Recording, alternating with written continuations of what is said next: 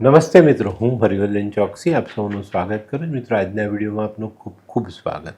મિત્રો, ઘણી વખત માણસ વિચારે છે કે ભાઈ મારા જીવનમાં પૈસાનું સુખ નથી, પણ એની સામે એવો વિચાર નથી કરતો કે ભાઈ કેમ નથી.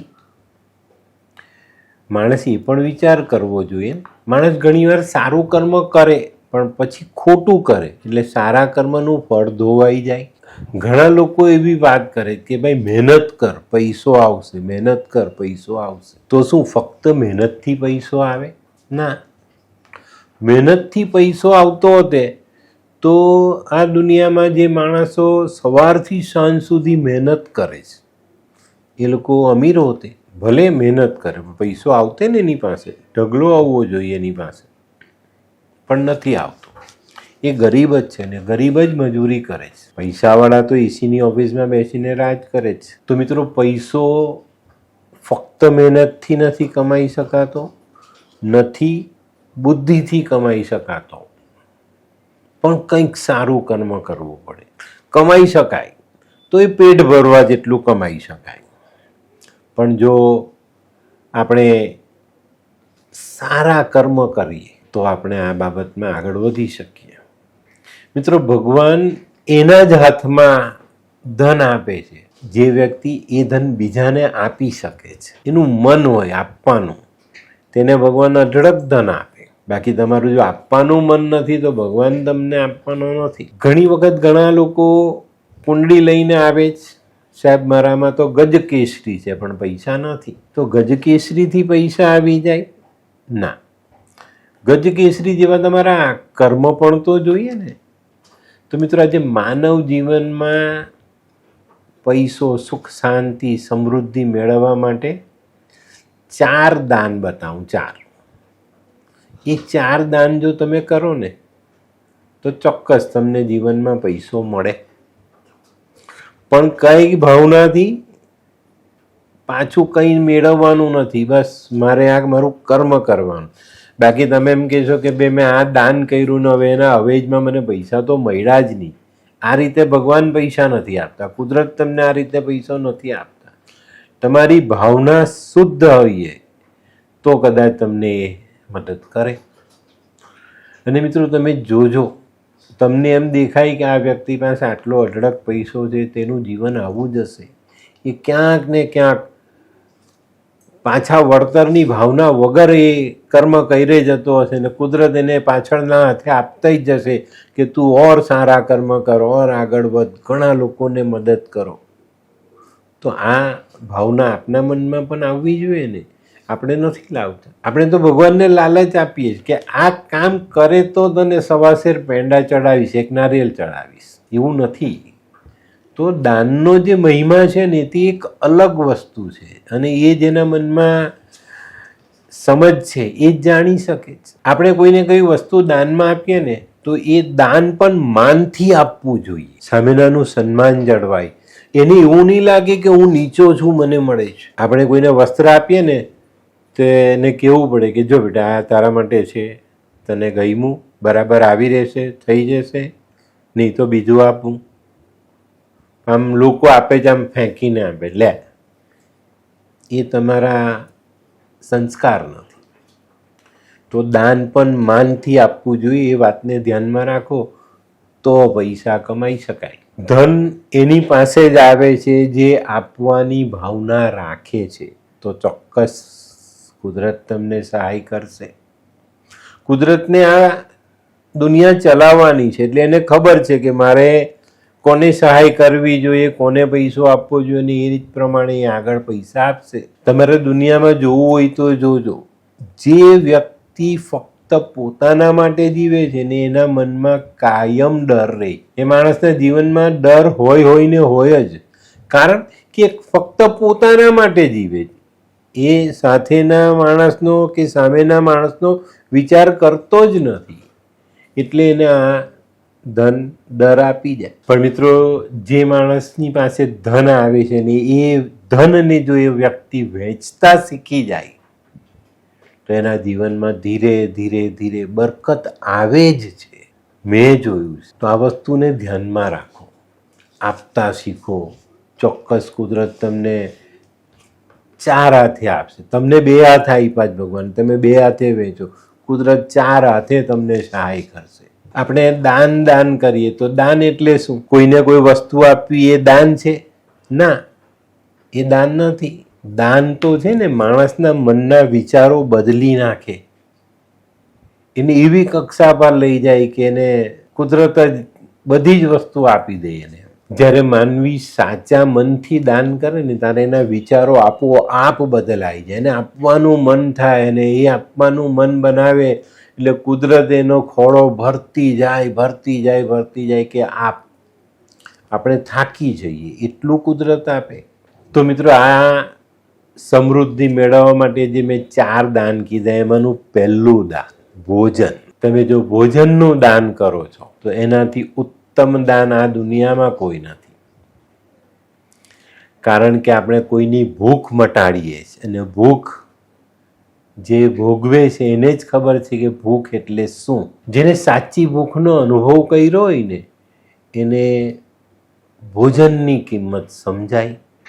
એટલે તો ભગવાને ગીતામાં એવું કીધું છે કે એક વ્યક્તિનું પેટ જો તમે ભરો છો તો હું તમને 56 ભોગનું ફળ આપીશ. આપણે ભગવાન સામે 56 ભોગ ધરાવીએ છીએ, એનું ફળ માંગીએ છીએ, પણ ભગવાને એવું કીધું કે તમે એક વ્યક્તિને ભરપેટ ભોજન જમાડો, હું તમને 56 ભોગનું ફળ આપી દઈશ. કારણ કે સાચી ભૂખ શું કહેવાય એ આપણે જાણતા નથી, અને જે જાણે છે તેના માટે એક રોટલી પણ બહુ મહત્વની હોય છે. તો ભોજનનું દાન તમને જીવનમાં સુખ સમૃદ્ધિ આપે છે જ. મેં ઘણા લોકો એવા જોયા છે બહુ બધું દાન કરે, સોનું ચાંદી, ભગવાનના વસ્ત્રો અને કંઈ બધું જાત જાતનું દાન કરે, પણ કોઈને ખવડાવવાની વાત આવે ને ત્યાંથી એ ભાગી જાય. હવે આ ક્યાં જવાનું? આવા માણસો ક્યાં જશે ને કઈ રીતે પામશે? મિત્રો, જ્યારે તમે કોઈક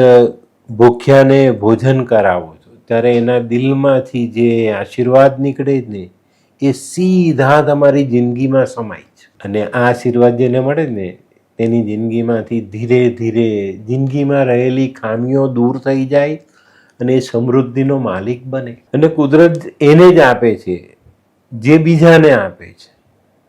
એના હાથ ખુલ્લા છે તો કુદરતના હાથ ખુલ્લા છે. અને ભોજનનું દાન યાદ રાખજો, દેખાવ માટે નહીં કરતા, અભિમાન માટે નહીં કરતા. અને આ અભિમાન કરશો, દેખાવ કરશો તો તમને મળનારા પુણ્યની તાકાત ઓછી થઈ જશે. આ બહુ મહત્વની વાત છે. સમજશો તો જ તમને કુદરત સાથે જોડાવાનો મોકો મળશે. તો મિત્રો, એક ભૂખ્યાને ભોજન એ જિંદગીનો નિયમ બનાવો. અને ભગવાને જો તમને આપ્યું હોય તો ગરીબોના પેટ ભરજો. કુદરત તમારું પેટ ભરેલું જ રાખશે, એને ખાલી જ નહીં થવા દે. તો જીવનમાં સમૃદ્ધિ મેળવવી, કરોડપતિ થવું, તેનું પહેલું પગથિયું આ. હવે જોઈએ આપણે બીજું પગથિયું. બીજું પગથિયું પણ બહુ જ સહેલું અને સરળ.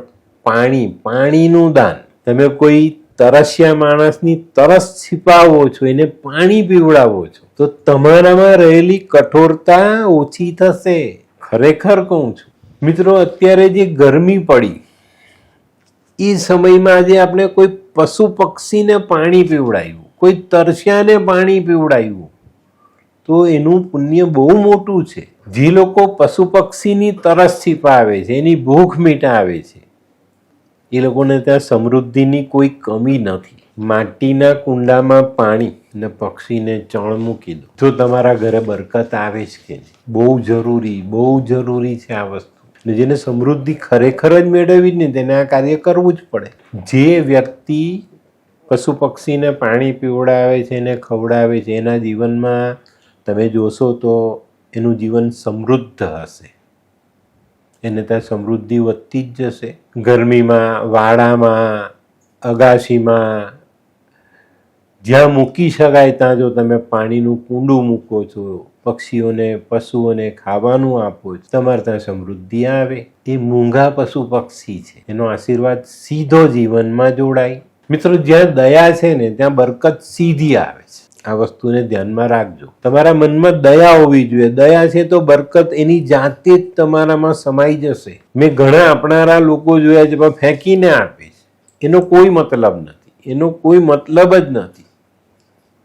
પ્રેમથી આપો, પ્રેમથી જમાડો, પ્રેમથી પાણી પીવડાવો. અને પશુ પક્ષીને ખવડાવવાનું, કોઈ તરસાને જલ પીવડાવવામાં તમારા મનની જે કઠોરતા છે તે ઓછી થાય, મનના નકારાત્મક વિચારો ઓછા થાય. અને મિત્રો, જેનું મન શાંત છે એ સારા નિર્ણય લઈ શકે છે ને, તો કેટલું સરસ એનું પરિણામ છે. તો મિત્રો, હવે જોઈએ આપણે ત્રીજું દાન.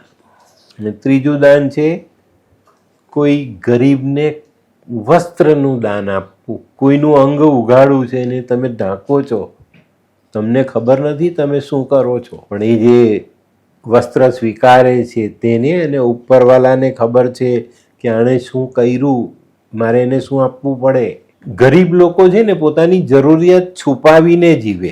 2 જોડી હોય તો એક પહેરી રાતે ધોઈને બીજી સૂકવી દેશે, સવારે પહેરશે પાછો રાતે ધોઈને મૂકી દેશે. તો આવા વ્યક્તિને આપણે આપવું જોઈએ, વસ્ત્ર આપવું જોઈએ, એના ખુલ્લા અંગને ઢાંકવું જોઈએ. ઘણા લોકો પોતાના જૂના વસ્ત્ર નથી આપતા. જૂના વસ્ત્ર અપાય, આપો. જે માણસ ઉઘાડો ફરે છે, જેનું અંગ ઉઘાડું છે, એને તમે આપો. બહુ પ્રેમથી પહેરશે. અને તમે આપો ને, તમે બી પ્રેમથી આપો.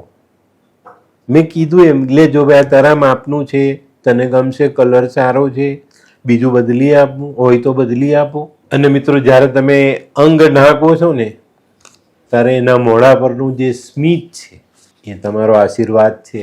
અને મિત્રો, આ દુનિયામાં કોઈના મોઢા પર ખુશી લાવવી એનાથી મોટી વસ્તુ કંઈ છે જ નહીં. જે માણસ મેળવવા માટે તડપી રહ્યો છે ને તમે એને આપો છો ને એના મોઢા પર જે સ્મિત આવે છે, એનાથી મોટી ખુશી જીવનમાં કોઈ હોતી નથી. જે માણસો કપડાનું દાન કરે જ ને એ લોકોના ઘરમાં ધીરે ધીરે સકારાત્મકતા વધે છે, ઘરની તકલીફો દૂર થાય છે. મેં કીધું ને કે ભગવાન એને જ આપે છે જે બીજાની જરૂરિયાતને સમજે છે. કારણ ભગવાન સીધું એને નથી આપી શકતો. દુનિયામાં એવી ઘટના ન ઘટે કે આ દુકાન શોરૂમ ખુલ્લો મૂકી દીધું, ભાઈ જેને જોઈએ તે લઈ જાઓ.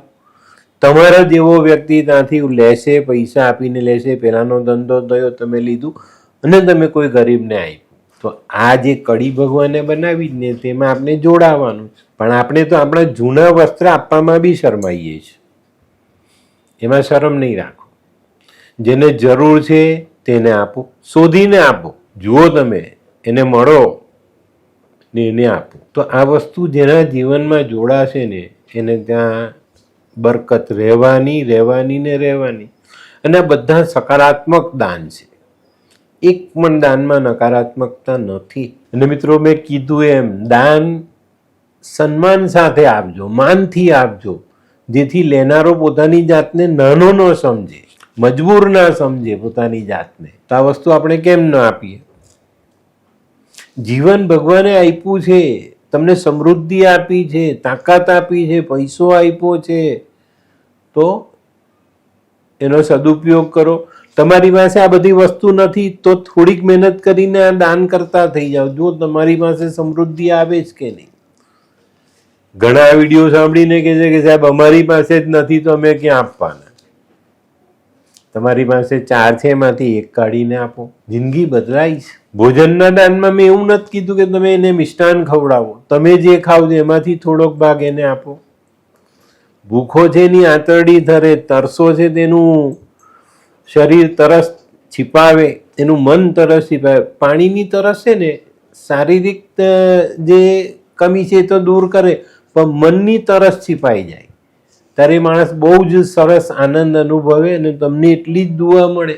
અને ચોથું દાન બહુ મહત્વનું, જ્ઞાનનું દાન આપો. મને ઘણા બધા લોકો એવું કહે છે કે સાહેબ ઘણા લાલ કિતાબના ઉપાય તમે સીધા વિડીયોમાં કહી દો છો. તમારી પાસે કસ્ટમર કેવી રીતે આવે, તમારા ગ્રાહક કઈ રીતે તમારા સુધી આવે, તમે તો ઉપાય બતાવી દીધો. તો મિત્રો, આ છે જ્ઞાનનું દાન.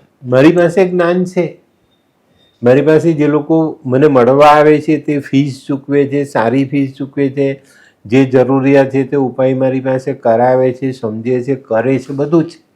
પણ જે માણસ મને પૈસા આપી નથી શકતો, મારા સુધી પહોંચી નથી શકતો, એનું શું? તો એના માટે હું મારી આ યુટ્યુબ ચેનલ ચલાવું છું, ફેસબુક પર મારું પેજ છે, તમને સીધું જાણવા મળે છે. એમાં તો હજુ સુધી મેં કશે લખ્યું નથી કે ભાઈ પૈસા ભરો તો જ આ વિડીયો જોવાય. ખુલ્લા છે. 7,500 વિડીયો છે મારા. એ 7,500 વિડીયોને કોઈ પણ માણસ જોઈ શકે છે અને કોઈ પણ માણસ એમાંથી જ્ઞાન મેળવી શકે છે. આપણી બાજુમાં બેઠેલો માણસ કોઈક એક આંકડા માટે નબળો પડે છે, તમને ખબર છે ને કહો કે આ અહીંયા આ લખી દે ભાઈ. આપણી પાસે જ્ઞાન છે, આપણે એને વેચવાનું છે. અને એક એવું દાન કે જેટલું વેચીએ એટલું વધે. તો પછી કુદરતે તમને જે ભણતર આપ્યું, જે શિક્ષણ આપ્યું છે, જે આવડત આપી છે, એને વેચો. કોઈકને આગળ જવામાં મદદ કરીએ ને તો એની સાથે સાથે તમારી પ્રગતિ પણ થાય છે, તમને ખ્યાલ છે. અને મિત્રો, આ તમે કોઈકને આગળ લઈ જાઓ તો એના જીવનમાં પ્રકાશ આવે છે. અને કોઈકના અંધકારમય જીવનમાં પ્રકાશ લાવવો એનાથી મોટી વસ્તુ કઈ? અને જે લોકો આ દાન કરે જ ને એ લોકોના જીવનમાં ક્યારે અંધારું હોતું નથી. બહુ ચોક્કસ કહું છું. જે વ્યક્તિ બીજાના જીવનમાં અજવાળું કરે તો કુદરત એના જીવનમાં અંધારું કઈ રીતે રાખે? ના રાખે. એના જીવનમાં અજવાળું કરે જ. પણ મિત્રો, આજનો જે સમાજ છે એમાં એક એવી વાત છે, આ જે મેં દાનો કીધા તમને 4, એમાં એક બહુ મોટી અડચણ આવે છે. એ અડચણ જો માનવી સમજીને દૂર કરી નાખે તો એના જીવનમાં બરકત, પૈસો, માન સન્માન, કુદરતની લાઈટનું અજવાળું, કુદરતનો દીવો પ્રકાશમાન થાય. અને આ છે દેખાવ. કોઈને દાન આપ્યું, ફોટો પાડીને ફેસબુકના પેજ પર નાખ્યો. કોઈને દાન આપ્યું, બીજે દિવસે પેપરમાં ફોટો ચમકાવી દીધો. 2 લાખનું દાન આપ્યું એક સંસ્થાને ને 2 લાખ દિવ્ય ભાસ્કરની કે કોઈ બી ન્યૂઝપેપર, સમાચાર કે સંદેશમાં તમારો ફોટો આવી જાય કે મેં કેટલા બધા લોકો જોઈ લે કે આને આ દાન આપ્યું. વેલ્યુ તો 0 થઈ ગઈ. તમારા દાનની કિંમત શૂન્ય થઈ જાય છે. જ્યારે તમે દાનને આ રીતે લોકોની વચ્ચે એડવર્ટાઇઝ તરીકે મૂકો જ ને ત્યારે તમારા દાનની કિંમત 0 થઈ જાય. મેં કીધું ને કે દેખાવ માટે કે અભિમાનથી કરેલું દાન એની તાકાત જ નથી હોતી, એ નબળું હોય છે. દાન એનું નામ છે જે બંધ મુઠ્ઠીમાં થાય. સામેનો માણસ ઊભો થશે, એને ખબર છે કે મને કોણે આપ્યું, તમને ખબર છે તમે કોણે આપ્યું, તો એનો દેખાવ દુનિયાને કરવાની જરૂર નથી. દાન એનું નામ છે જેમાં સામેના વ્યક્તિનું સન્માન જળવાય છે. તમે મારી ચેનલ જુઓ છો. હું 2019માં કોવિડ આવ્યો ત્યારથી મેં ઘણા બધા લોકોને મદદ કરી હશે. કોઈ દિવસ ફોટો જોયો જ કે સાહેબ અહીંયા દાન આપ્યું, એનો ફોટો આવ્યો, એનું અહીંયા આવ્યું. આજે બી આ બધી પ્રવૃત્તિ મારી ચાલુ હોય. મારે કોઈને કહેવાની જરૂર નથી ને. હું જ્યારે આવા ફોટા મૂકું તો સામેના માણસની ઇજ્જત શું રહી? તમે 500 રૂપિયાની ચીજ આપીને એનું 5 કરોડનું સન્માન કે એની ઇજ્જતને તમે ધૂળધાની કરી નાખો છો. તો આ નહીં કરો. મિત્રો, માનવીએ એક વસ્તુ ધ્યાન રાખવાની છે. પૈસા એક સાધન છે. પૈસા સાધન સિવાય કંઈ જ નથી જેનાથી આપણે કંઈ પણ ખરીદી શકીએ છીએ. આ સાધન એવું છે જેનાથી ખરાબ કામ પણ કરી શકાય અને સારું કામ પણ કરી શકાય. પસંદગી આપની છે કે સારું કરવું કે ખરાબ કરવું. માણસ પૈસા માટે પોતાની નિયત બગાડી નાખે છે. ત્યારે આવા દાનોની કિંમત શૂન્ય થઈ જાય છે. મિત્રો, આ 4 દાન, અન્ન, જલ, વસ્ત્ર અને જ્ઞાન, આ દાન કરવાથી તમારી અંદર રહેલી ચેતના જે તમને કંઈક કરવા માટે પ્રેરણા આપે એ બદલાશે.